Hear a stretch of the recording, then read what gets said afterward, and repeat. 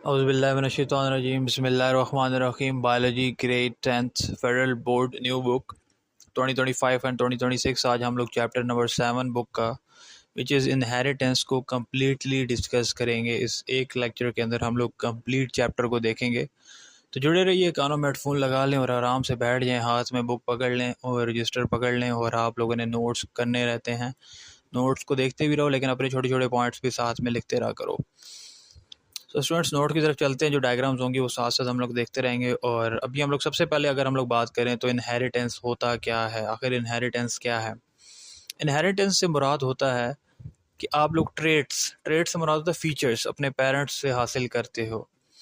यानी कि आपका आई कलर वही हो सकता है जो आपकी मदर का है, या हाइट का पैटर्न हो सकता है जो कि आपके डैड का है, वो आपका सेम हाइट का पैटर्न हो सकता है। यानी कि कोई भी खसूसियात जो कि आप अपने पेरेंट्स से हासिल करते हो उसको हम लोग कहते होते हैं इनहेरिटेंस।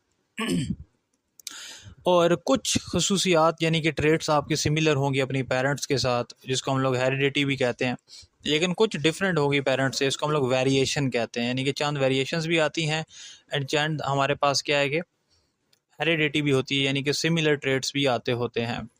तो हेरिडिटी की जो हमारे पास स्टडी होती है यानी कि सिमिलैरिटीज़ की और साथ में वेरिएशंस की भी, यानी कि जो डिफरेंसेस आ रहे हैं इसको हम लोग जेनेटिक्स कहते हैं।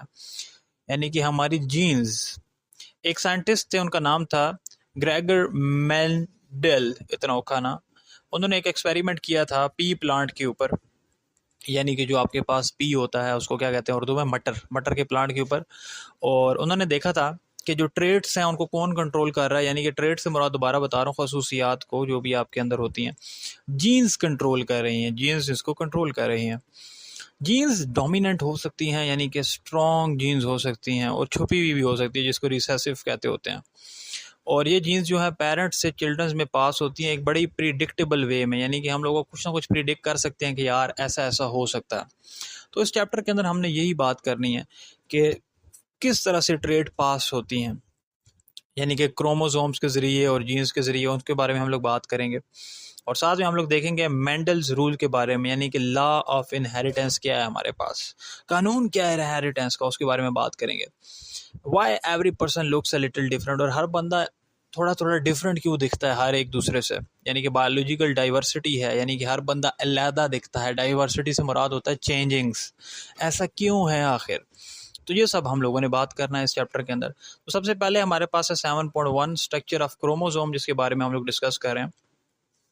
तो भाई लोग, स्टूडेंट्स, सबसे पहले है स्ट्रक्चर ऑफ क्रोमोसोम। हमारे बॉडी के अंदर हर सेल के अंदर थ्रेड लाइक स्ट्रक्चर्स होते हैं, धागे की तरह के स्ट्रक्चर्स होते हैं जिसको हम लोग क्रोमोसोम्स कहते हैं। और क्रोमोसोम्स हमारे पास डीएनए और प्रोटीन्स जब मिलते हैं तो तब हमारे पास बनते हैं क्रोमोसोम्स। क्रोमोसोम को आप एक कोड बुक कह सकते हो, यानी कि इसके पास सारी इंस्ट्रक्शंस हैं हमारी बॉडी के बारे में। और जब सेल डिवाइड नहीं हो रहा होता, क्रोमोसोम्स हमारे पास बड़े ही पतले थ्रेड्स की तरह होते हैं, बहुत ही पतले पतले धागों की तरह होते हैं, जिसको हम लोग क्रोमाटिन कहते हैं। क्या कहते हैं? क्रोमाटिन। क्रोमोसोम्स इंफॉर्मेशन को लेके जाते हैं जो कि हमारी ग्रोथ को कंट्रोल करती है, हम लोगों ने बड़ा किस तरह से होना है, हम लोगों ने काम किस तरह से करना है, और रिप्रोडक्शन ऑफ लिविंग थिंग्स, यानी कि जो हम लोगों ने आगे से और बच्चे पैदा करने हैं। यानी कि सारी इन्फॉर्मेशन हमारे पास क्रोमोसोम्स के अंदर होती है। अब हमारे पास पार्ट्स हैं क्रोमोसोम्स के, 3 मेन पार्ट्स हैं क्रोमोसोम्स के जो आप लोगों ने यहाँ पर याद रखने हैं। उसमें पहला है क्रोमाटिड। कॉपी होने से पहले, यानी कि ऑब्वियसली इसके पास सारी इन्फॉर्मेशन है, तो कॉपी होने से पहले क्या होगा कि क्रोमोसोम एक सिंगल थ्रेड होता है, यानी कि एक सिंगल थ्रेड होता है, एक क्रोमाटिड होता है अकेला। लेकिन जब कॉपी हो जाती है, जिसको एस फेज भी कहते होते हैं, उसके बाद 2 आइडेंटिकल क्रोमाटिड बन जाते हैं, यानी कि दोनों सेम कॉपी हो जाते हैं, जिसको सिस्टर क्रोमाटिड्स कहते हैं, और ये आपस में जुड़ जाते हैं। तो सिस्टर क्रोमाटिड्स जो हैं वो ट्विन कॉपीज कह सकते हो, क्योंकि 2 हो गई हैं तो 2 ट्विन कॉपीज हो जाती हैं। दूसरी चीज़ के बारे में अगर हम लोग बात करें तो वह है सेंट्रोमर। सेंट्रोमर क्या है? The middle pinched part where sister chromatids are joint. ये दरमियान का हमारे पास हिस्सा है जहाँ पर ये सिस्टर क्रोमाटिड्स आपस में मिलेंगी। इसके पास एक बड़ा ही स्पेशल प्रोटीन होता है जिसको हम लोग कहते होते हैं काइंटोचोर। काइंटोचोर हमारे पास एक प्रोटीन है जो उसके पास होती है, जो कि क्या करती है, that helps attach chromosomes to spindle fibres, जो कि मदद करती है कि हम लोग क्रोमोसोम्स को जोड़ें, अटैच करें स्पिंडल फाइबर्स के साथ।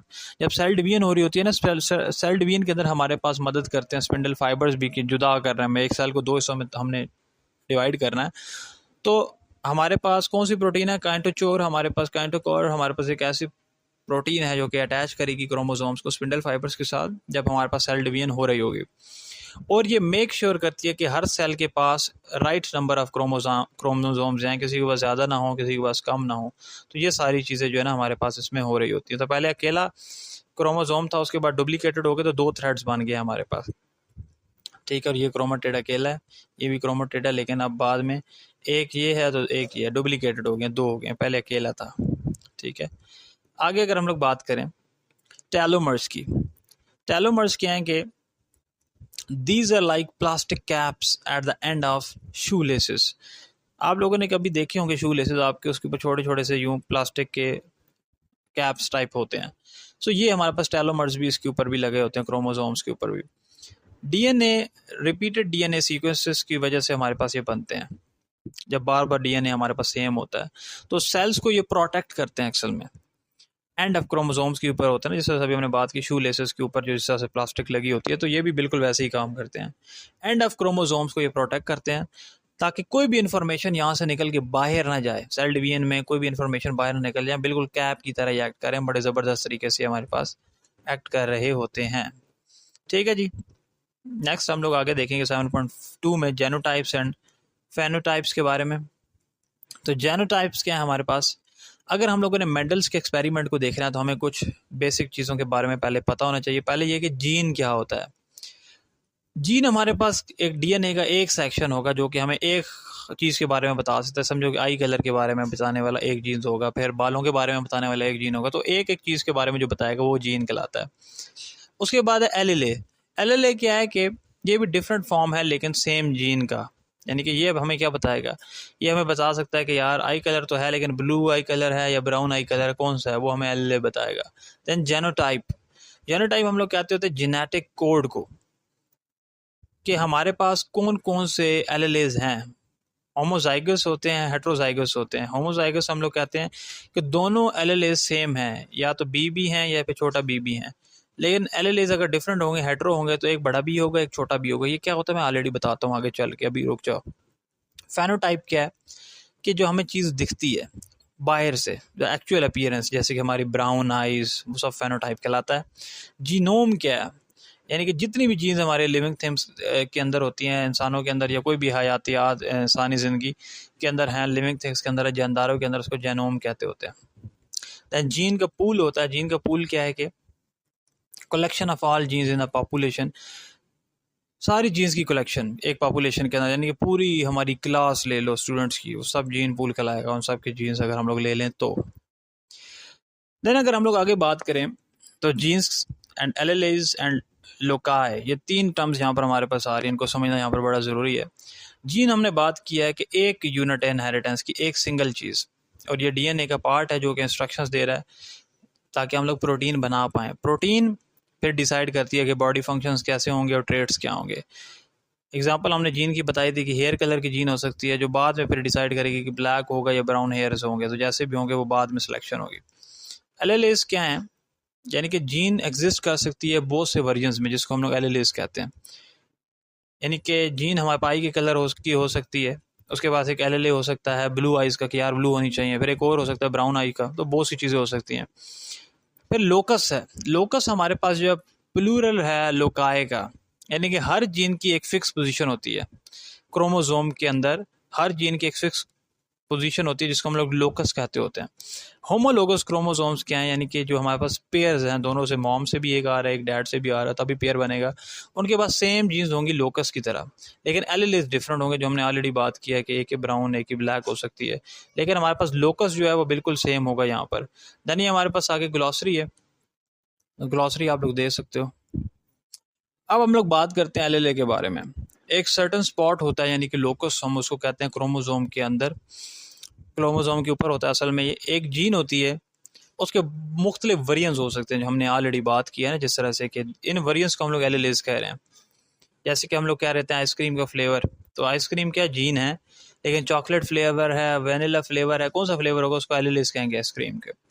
अगर इंसानों की बात कर लें तो ईयर लॉब्स होते हैं, यानी कि हमारे कानों के जो ईयर लॉब्स होते हैं, ये 2 तरह के हो सकते हैं। एक लोगों के ईयर लॉब अटैच्ड होते हैं यानी कि साथ लगे हुए होते हैं बिल्कुल, और कुछ के फ्री होते हैं, मेरे तो बिल्कुल फ्री हैं। तो अगर दोनों हमारे पास जो बड़ा ई है और एक छोटा ई है, ये दोनों असल में सेम जगह पे हैं, लोकस में है क्रोमोसोम के। बड़ा ई क्या है हमारे पास, फ्री ईयर लोब एलएलए है। छोटा ई अटैच्ड ईयर लोब यानी कि जो आपके कान नीचे से ना, जो कानों का नीचे वाला होता है यार, वो ईयर लोब कहलाता है। और मैं तुहानू की दसा ही, ठीक है, जो कानों का निचला हिस्सा होता है जो प्यारा सा हिस्सा होता है। तो बड़ा ई क्या है, फ्री ईयर लोब यानी कि जो हिल रहा होता है बड़े आराम से, कुछ लोगों के साथ लगे होते हैं कानों में। वो दोनों डिफरेंट हैं, हालांकि दोनों चीज़ें डिफरेंट हैं, एक में फ्री एक में अटैच, लेकिन लेकिन दोनों क्या हैं, जीन्स ही हैं, एलएलएज अलग हैं बस। आगे है जेनोटाइप एंड फेनोटाइप। जेनोटाइप की अगर हम लोग बात करें, जेनोटाइप हमारे पास हिडन रेसिपी है हमारे जीन्स के लिए, यानी कि जो कोड अंदर है, और ये पेयर्स में आता है, यानी कि दो एलएलएज इसमें टुगेदर हो सकते हैं। अगर दोनों ई बड़े होंगे तो इससे मुराद होगा फ्री ईयर लोब्स, होमोजाइगस, यानी कि दोनों सेम है ना, दोनों बड़े बड़े ई हैं, तो इसका मतलब है कि हमारे पास ई कान फ्री होंगे आपके नीचे से, ठीक है, कोई स्क्रू नहीं लगे हुआ है जिनाल। अगर एक बड़ा ई होगा और एक छोटा होगा, इससे मुराद है फ्री ईयर लोब्स, अभी भी फ्री ईयर लोब्स, यानी कि हेट्रोजाइगस एक बड़ा एक छोटा। लेकिन अगर दोनों छोटे हो जाएंगे, इससे मतलब कि आपके कान अटैच हो जाएंगे। अटैच्ड ईयर लोब्स अगर आप लोगों के तब होंगे अगर दोनों हमारे पास ई हो जाए। अगर दोनों बड़े हैं तो आपके ईयर लोब्स, कान का निचले वाला हिस्सा फ्री होगा बिल्कुल, जिसको हम लोग क्या कहते हैं, होमोजाइगस। आगे अगर हम लोग बात करें होमोजाइगस के बारे में दोबारा, तो अगर दोनों बड़ा होगा या दोनों छोटा होगा तो दोनों एलएलएज सेम है ना, यानी कि तो ये होमोजाइगस। अगर एक बड़ा एक छोटा तो एलएलएज डिफरेंट होंगे। अब ट्रू ब्रीड क्या होता है, homozygous true breed always give the same offspring, यानी कि बिल्कुल सेम तरह का बच्चा निकलेगा। नॉन ट्रू ब्रीड हेट्रोजाइगस है, ये डिफरेंट ऑफस्प्रिंग देगा, यानी कि बिल्कुल अलग ही चीज़ मखलूक दे देगा आप लोगों को। अगर हम लोग बात करें एक मटर के प्लांट के बारे में, तो आर आर अगर हम लोग कहेंगे, आर आर दोनों आर आर हैं, तो मतलब कि बिल्कुल राउंड होगा जब फर्टिलाइज होगा। और अगर एक बड़ा है एक छोटा है, मतलब इसमें भी राउंड ही, सीड्स तो राउंड ही हैं ऑब्वियसली, दोनों में सीड्स राउंड दे रहे हैं हम लोग, ठीक है, लेकिन एक में राउंड आया हमेशा और ख़ुद फर्टिलाइज कर पाएगा। लेकिन ये आगे से पता है क्या करेगा, अगर एक बड़ा आ रहा है एक छोटा आ रहा है, तो ये हमारे पास राउंड भी दे सकता है और साथ में रिंकल्ड सीड्स भी दे सकता है। रिंकल्ड सीड्स हमारे पास थोड़े से डिफरेंट होंगे इससे, ठीक है। अगर मैं आप लोगों को दिखा पाऊँ, रिंकल्ड सीड्स, खुल जा भैया, पी के रिंकल्ड सीड्स इस तरह से होते हैं, यानी कि मटर थोड़ा सा अंदर वड़ा हुआ होगा, पंजाबी का वर्ड यूज़ कर लिए, वड़ा हुआ, ठीक है। ये तो वड़ गया, ये बहुत पुरानी मीम होती थी एक, सो अंदर घुसा हुआ होगा एक्चुअली में, राइट। अगर हम लोग आगे बात करें फेनोटाइप के बारे में, तो फेनोटाइप क्या है, what you can see outside, जो बाहर से आप देख सकते हो लुक कैसी है, वो फेनोटाइप कहलाती है, बाहर की लुक। जैसे कि हम लोगों ने बात की, दो बड़े ई हैं और एक बड़ा ई है और एक छोटा ई है, तो ये फ्री ईयर लॉब्स हैं, यानी कि बिल्कुल आपके कान जो है ना नीचे से हवा बने हुए हैं, डोमिनेंट है, दिख रहे हैं आपको कान। अगर दोनों छोटे हैं तो मतलब आपके कान जुड़े हुए होंगे, अटैच हुए होंगे, रिसेसिव कहलाता है। मेरे ऑलरेडी बता चुका, मेरे हवा में उड़ने वाले कान है, मेरे ये वाले कान है फ्री ईयर लॉब्स हैं। बहुत कम लोगों के फ्री ईयर लॉब्स होते हैं, ज़्यादातर के अटैच्ड होते हैं। आगे अगर हम लोग बात करें डोमिनेंट ट्रेट, डोमिनेंट ट्रेट क्या है, shows up even if only one allele is present. Dominant trait हमारे पास अपना काम कर दिखाएगा, इवन अगर खाली एक ही उसका ट्रेट ई बड़ा ई हमारे पास होगा, वो अपना काम कर दिखाएगा।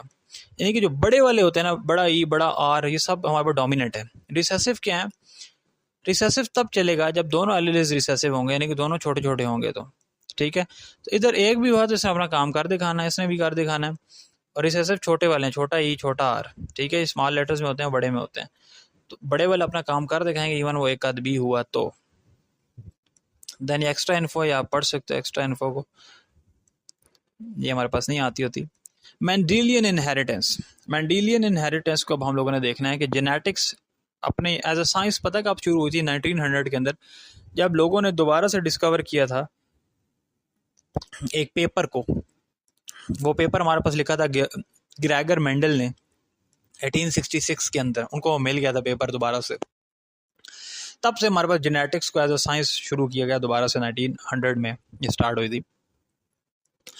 मेंडल जो थे एक अगस्टीनियन मॉन्क थे। मॉन्क हम लोग कहते हैं, अगर मैं आप लोगों को दिखाऊं, वैसे तो बुद्धिस्ट होते हैं ये मॉन्क, उनके जो उनके रहनुमा होते हैं ना, बुद्धिस्ट के रहनुमा होते हैं बड़े मशहूर। ये इस तरह के रहनुमा होते हैं कि बुद्धिस्ट के, ये मज़हब है एक, बुद्ध परस्त जो होते हैं उनके मॉन्क यानी कि उनके सरपरस्त जैसे हमारे मौलवी होते हैं उनके ये मॉन्क होते हैं।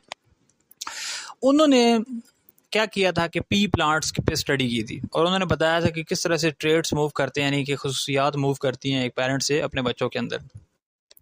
उनकी रूलिंग्स को कहा गया था मेंडेलियन इनहेरिटेंस, और उनको फादर ऑफ जेनेटिक्स भी कहा जाता है, यानी कि जेनेटिक्स का आगाज़ जो है ना इन्होंने किया था, मेंडल ने किया था।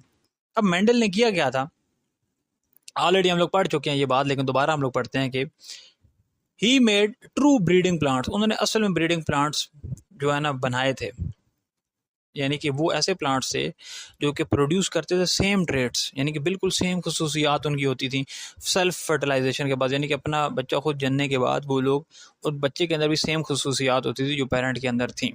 यानी कि जो अगर राउंड सीड्स होते थे वही वाले दोबारा राउंड सीड्स लगाओगे तो हमेशा राउंड सीड्स ही का बच्चा पैदा होगा, वो भी राउंड सीड्स ही देगा।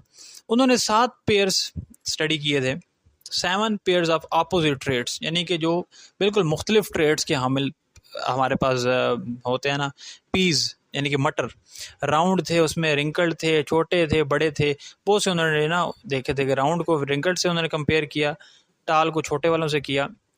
उन्होंने क्रॉस फर्टिलाइजेशन कराई, यानी कि एक उधर से पकड़ लिया राउंड वाले का, एक नीचे से पकड़ लिया रिंकल्ड का, एक टाल का पकड़ लिया, एक शॉर्ट का पकड़ लिया, इनको आपस में ब्रीडिंग कराई। क्रॉस फर्टिलाइजेशन कहते हैं जिसको हम लोग कहते होते हैं हाइब्रिडाइजेशन, यानी कि क्रॉस अगर उन्होंने एक राउंड सीड वाला ले लिया, साथ रिंकल वाला ले लिया, येलो सीड प्लांट वाला ले लिया, ग्रीन सीड प्लांट वाला ले लिया, उनका आपस में जो है फर्टिलाइज करा दिया। अब होता क्या, अब हमारे पास क्या होगा कि जब प्लांट्स ने डिफरेंस काम किया, यानी कि अगर एक ट्रेड था उसको हम लोग कहेंगे मोनो हाइब्रिड क्रॉस, यानी कि एक खसूसियात का हामिल वाला प्लांट मोनो हाइब्रिड क्रॉस कराएगा। 2 खसूसियात के लिए इसको कहेंगे dihybrid cross, di 2 mono 1 को कहते हैं। उन्होंने किया क्या, उन्होंने किया बड़े मजे का काम है, उन्होंने स्टैमिन्स को रिमूव कर दिया और उन्होंने पेंट ब्रश को यूज़ किया ताकि ना पोलन को मूव करा पाएँ। ठीक है, पोलन को मूव कराने के लिए उन्होंने पेंट ब्रश यूज़ किया और बिल्कुल कंट्रोल्ड मेटिंग हो, यानी कि वो खुद ये काम कर सकें। उन्होंने इस एक्सपेरिमेंट्स को किया, मेंडल ने अपने लॉज ऑफ इनहेरिटेंस बनाए, यानी कि पोलन मूव कराने के लिए होता है ना, जिस तरह हमारे में होता है स्पर्म्स और एग्स, इस तरह से। अब आगे हम लोग बात करें inheritance of a single trait mono hybrid cross. Mono hybrid cross क्या है कि मैंने ऑलरेडी बताया कि ऐसे प्लांट्स को क्रॉस कराना जो कि इनमें एक सिर्फ खसूसियात डिफरेंट है।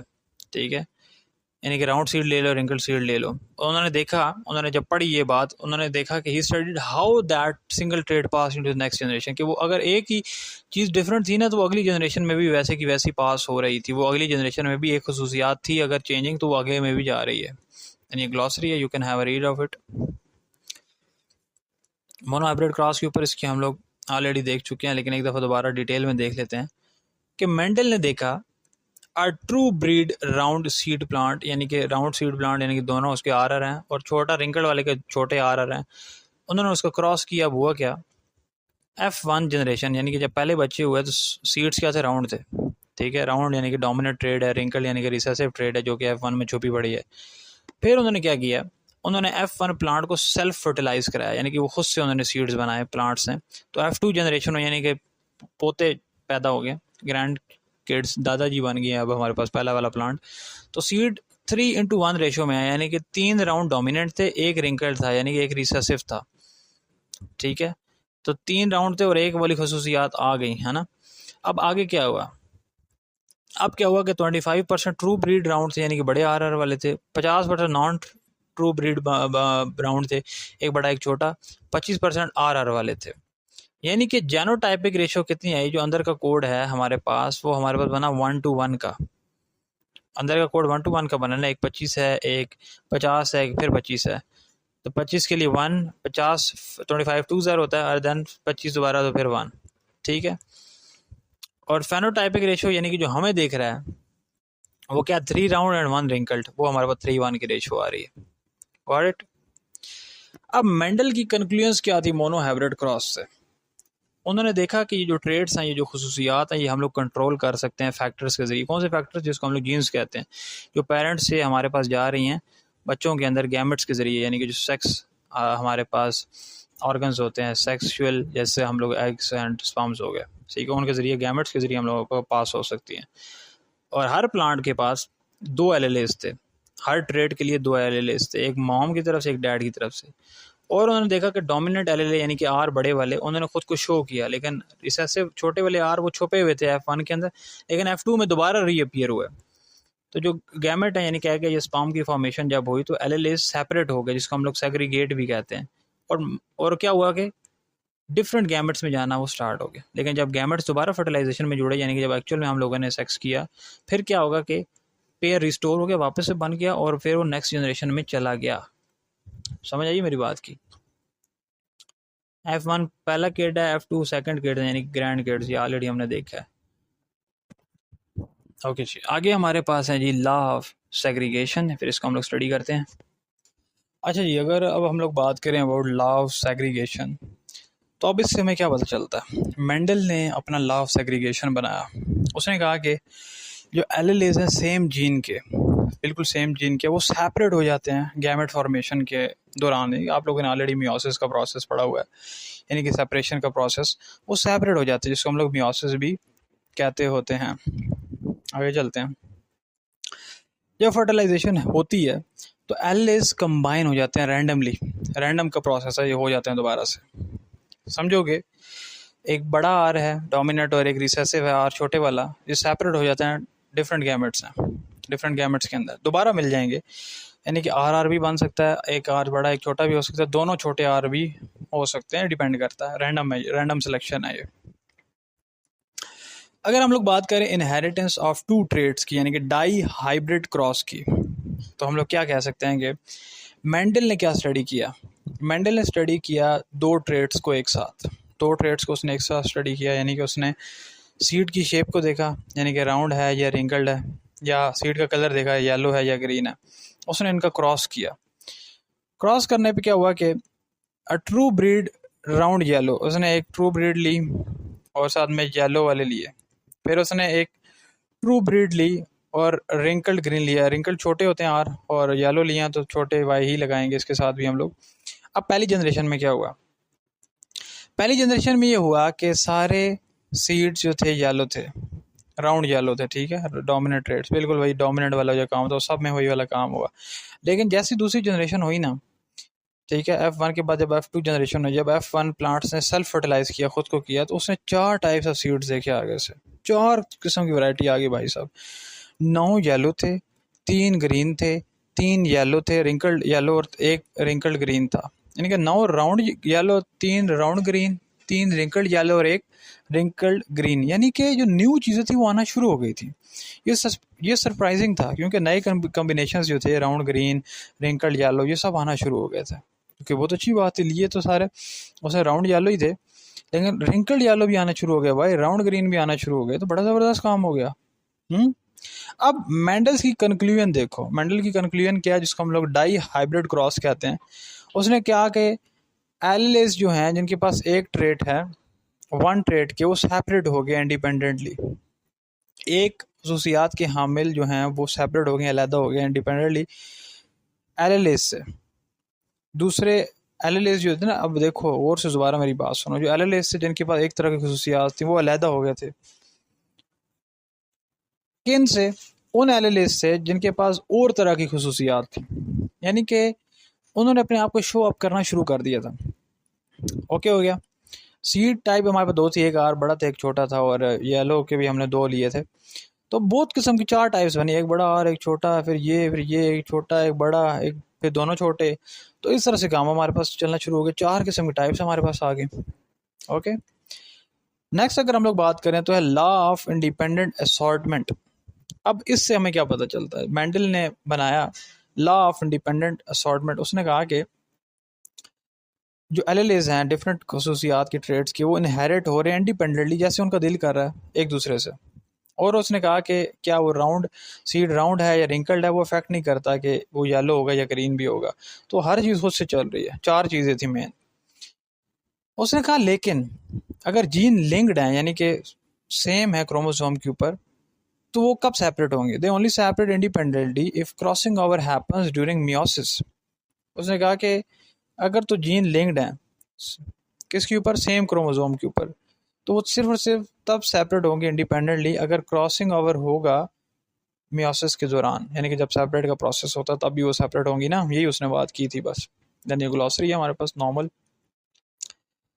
देन हम लोगों के पास, हम लोगों ने लास्ट में अगर हम लोग बात करें इसके बारे में तो बहुत मज़े का टॉपिक था इसका, जो कि हम लोगों ने यहाँ पर गौर से देख लिया। कोई भी ऐसी चीज़ नहीं है जो हमने छोड़ी हो, सब देख लिया हमने। स्टीम एक्टिविटी नहीं करनी है आप लोगों ने, ठीक है, तो इसको छोड़ देना। और साथ में अगर हम लोग फर्दरली और बात करें इसमें तो आगे हमारे पास समरी है। देन समरी मैंने यहाँ पर लिखी हुई है, आप जो है ना देन समरी को देख सकते हो। तो यहाँ पर हमारे पास चैप्टर एंड हो गया, जो कि चैप्टर नंबर 7, जो कि हम लोगों ने टोटली देख लिया आज के दिन में। एक वीडियो के अंदर होल चैप्टर समझ लिया है और नोट साथ में है। एंड अगर आप लोग हमारी ऑनलाइन क्लासेस लेना चाहते हैं, टेस्टिंग सीरीज़ करना चाहते हैं फॉर बायोलॉजी, और ऑनलाइन नोट्स क्लासेस और तैयारी एक साथ बैच में, बड़ा मज़ा आएगा आपको पढ़ने में, तो आप हमारी एकेडमी ज्वाइन कर सकते हैं, मनाइल एकेडमी। किसी भी सब्जेक्ट के लिए, लाजमी नहीं सिर्फ बायोलॉजी के लिए, मैथमेटिक्स, हर सब्जेक्ट इंशाल्लाह आपको पढ़ाया जाएगा और बड़े ज़बरदस्त तरीके से आपको लग पता जाएगा इस वाकई पढ़ाई हो रही है। एक दिन की आपको ट्रायल क्लास भी फ्री में देंगे ताकि आपके आके आप लोग देख लें कि कैसी पढ़ाई हो रही है। ठीक है स्टूडेंट्स, और सिलेबस आगे पीछे का नहीं होगा, आपको 101 क्लास दी जाएगी। पहले चैप्टर से पढ़ना है तो पहले से पढ़ाएंगे, कोई इशू नहीं है, ठीक है। सो कमेंट करिए अच्छे अच्छे, और ताकि हमें सपोर्ट मिले और आपके लिए बायोलॉजी के लेक्चर्स बनाएं। आजकल दिल्ली बायोलॉजी में लगता है भाई, किसी और में दिल्ली नहीं लग रहा, तो बायोलॉजी ही पढ़ा रहा हूँ ज़्यादा। केमिस्ट्री के भी बनाया, फिजिक्स के भी बनाया, लेकिन बायोलॉजी पढ़ाने का कुछ ज़्यादा ही दिल करता है, तो बायोलॉजी ज़्यादा पढ़ा रहा हूँ। सो ये था चैप्टर नंबर 7 इनहेरिटेंस। मिलते हैं नेक्स्ट चैप्टर में, नेक्स्ट वीडियो में। तब तक अपना बहुत बहुत ख्याल रखो। अल्लाह निगहबान।